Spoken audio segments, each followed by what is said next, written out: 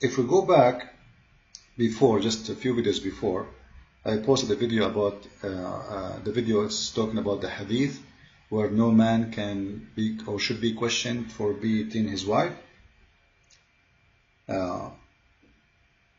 One of the ladies, Muslim ladies, she said the hadith you posted is weak. It is what? It's weak. And supposedly this is the hadith. The hadith said, the Prophet said a man will not be asked as to why he beat his wives. Actually, this video is designated to show you how stupid it is, the idea of saying weak and strong. What is weak? What is strong? You know, when Muslims say this hadith is weak, it doesn't mean it is not accepted. Just to make you understand. Weak means there is no enough proofs to make it strong. This is why they cannot delete it, because it might be true. And they cannot reject it totally, even if it is da'if. Da'if means weak. Now, just to show you how stupid the way Muslims, they try to recognize their hadith.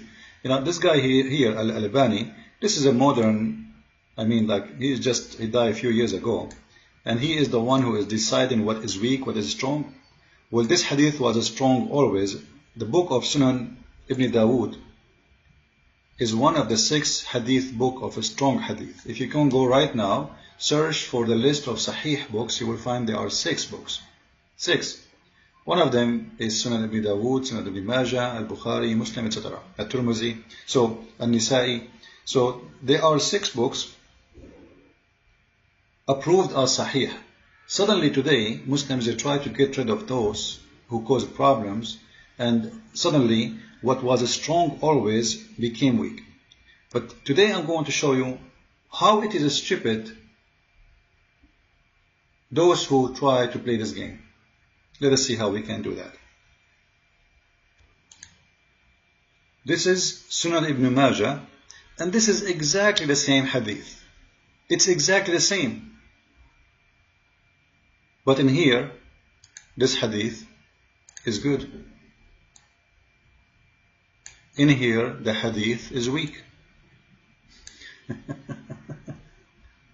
This one is saying the same sentence. The whole hadith is about one sentence, that a man should not be questioned for beating his wife. And this is what the hadith here is saying. It's exactly the same words. So how the same hadith became strong here, weak there?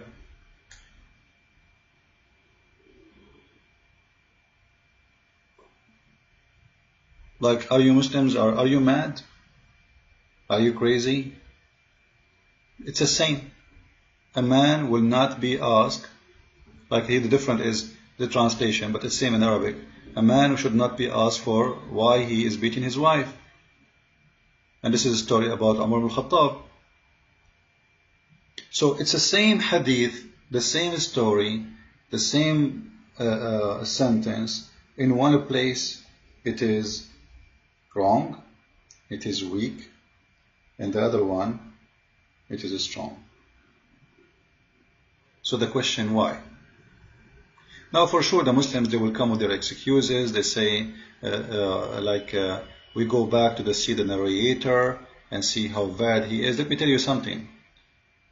Most of the hadith narrator, who they are approved by you, actually the ones who collect the Quran today, is none of them is those who Muhammad, he said, should collect the Quran, which means they are not approved even by Muhammad himself. Muhammad, he said, you should take the Quran from certain names. None of those names is what Muslims took the Quran from. So if you want to go by the rules, who is the one who to be trusted to take the hadith from? How about following the same rule for the Quran? You did not follow your prophet order, who told you take the Quran from who? So this video here is just a message to the Muslims. This game doesn't work. You see, you Muslims have to follow the Hadith and have to follow the Quran, because your Quran told you, وَمَا هُوَ إِلَّا وَحْيٌ يُوحَى. Whatever Muhammad he say, whatever he order you, you take. Whatever he reject, you reject. It doesn't matter if it's Quran or not. So whatever Muhammad he said, it's not only the Quran, it's what he said. You know, when we say what Muhammad he said, what Muhammad reject, it means Muhammad reject, not Allah reject. Because simply the real God in Islam is Muhammad, not Allah. So Muslims, they have to go by the Hadith to see what Muhammad reject. Not only by the Quran. Then when you say to me that there is something in the Hadith is da'if, it means Islam cannot be trusted, because how we want to follow Islam if we have to follow the Hadith and the Sunnah, and you are saying to me most of the Sunnah cannot be trusted. Most of the Hadith is not valid. You see, when they say that the Bible of the Christians is corrupt, what you are saying to me when you say this is da'if, you are saying to me that your Sunnah is corrupt. Your Islamic heritage is corrupt. What can be holy, it might be not holy. What is from the Prophet, it might be not from the Prophet. So how you want to follow your religion when you cannot be sure? And today, this guy, he waited 1400 years until he come with a conclusion to say that this is weak. But in different conclusion, this is strong. Which is the same story, the same thing. And you know, it's very important to recognize here the story in front of us. If you read with me this story, you will notice the following. This is a story about Umar ibn al-Khattab. Umar is one of the best, he is a Khalifa, you know. He is one of the best men in the history of Islam, supposedly. He is the man of justice. And obviously, this guy, he beat his wife always. I was a guest at the house of Umar one night. So he's sleeping over in the house of Umar. And in the middle of the night, look how nice, you know, people, they say good night, it's the middle of the night. In the middle of the night, he went and hit his wife. And I separated them. Nice of you. So Umar, the Khalifa of Islam, he woke up in the middle of the night to show kindness of Islam to his wife. And you will see he did not beat her by the miswak, as the Muslim they say to us, you beat her with a toothbrush, which is false. He is using his hands. We don't see anything here. We don't know how he is beating her. But obviously, it's something bad, because if it's not harmful, there is no need for a man to be involved and separate them. It must be crazy. The fight is going all the way, everywhere. The sound is, you know, crazy. She's screaming. So he went there and he separated them. And when he went to bed, said to me, so after the fight is over, Umar, he said to him, the one who's talking is Umar, learn from me something that I heard from the Messenger of Allah.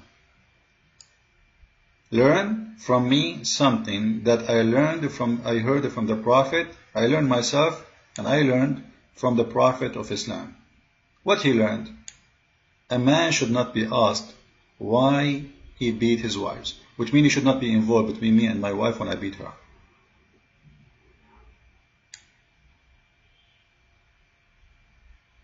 And this is why he's asking him, don't go to pray, don't go to sleep before you pray this prayer, because you committed sin against Islam. For you should not be involved and separate between me and my wife, beating her. That is the highest authority of Islam after Muhammad, the Khalifa of justice. The Muslim ask anyone, they will say Khalifa Umar is the amazing man. I can show you stories about this amazing man, how he forced his slaves like if a slave, she tried to cover her hair or cover her chest, he forced her to show her body in front of visitors, and he beat her if she tried to cover herself, because he said to her, are you trying to act like a free woman? Are you trying to dress like a free woman? Do you think you are a free woman? Do you think you are equal to a free woman? You are just a slave. A man, he do this to his wife, what he will do to his slaves? And as you see, Muslims here, they can't play the game and say this is weak. It says Hassan. Hassan in Arabic means good. This is good. Alright? And this is why I wanted to talk about it, because in here, the same story, except they took the name of Umar off. It is da'if, it is weak. But in here, it is the story, but it is strong.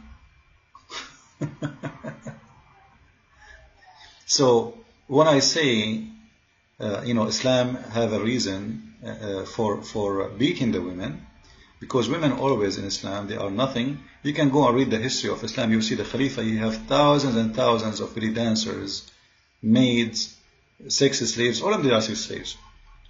They divide them. The one, she is pretty, she is for sex, for dancing, for entertainment. There's one, she have a nice voice, she is for singing. There's one, she is not good looking, she is just for washing dishes. There's someone, she is good in cooking, she is the cook. So they divide the slaves depend on their job and the quality of what they can do. That is Islam.